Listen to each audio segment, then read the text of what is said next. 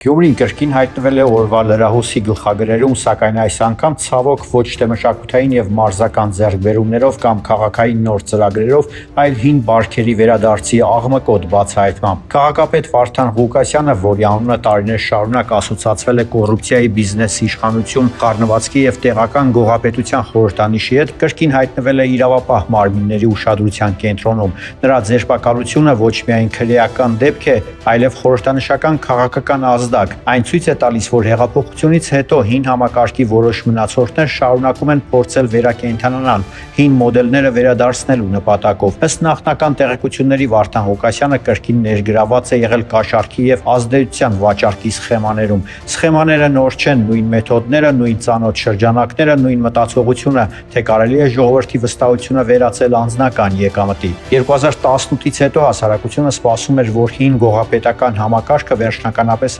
անցյալում կմնա, սակայն հենց այն պահից, երբ Վարդանիկի նման դեմքերը կրկին սկսեցին վերադառնալ տեղական իշխանության դաշտ, պարզ դարձավ, որ պայքարը դեռ ավարտված չէ։ Ղուկասյանի նման մարդկանց վերադարձը ցույց է տալիս, որ հին մտածողությունը դեռ փորձում է շնչել։ Գյումրին վաղուց հոգնել է կեղծ խոստումներից։ Քաղաք, որն անցել է աղետի, աղքատության եւ անարդարության միջով, այլևս չի հանդուրժում տեղական իշխանավորների գռեհիկ վերականգնումը։ Հուսանք այսօրվա դեպքը կդառնա հստակ սահմանագիծ հին եւ նոր մոտեցումների միջև։ Հասարակությունը սպասում է ոչ թե հերթական աղմուկի, այլ հետևողական արդարադատության։ Գյումրին այլևս չի կարող թույլ տալ, որ հին սխեմաները կրկին արմատավորվեն քաղաքային կառավարման համակարգում։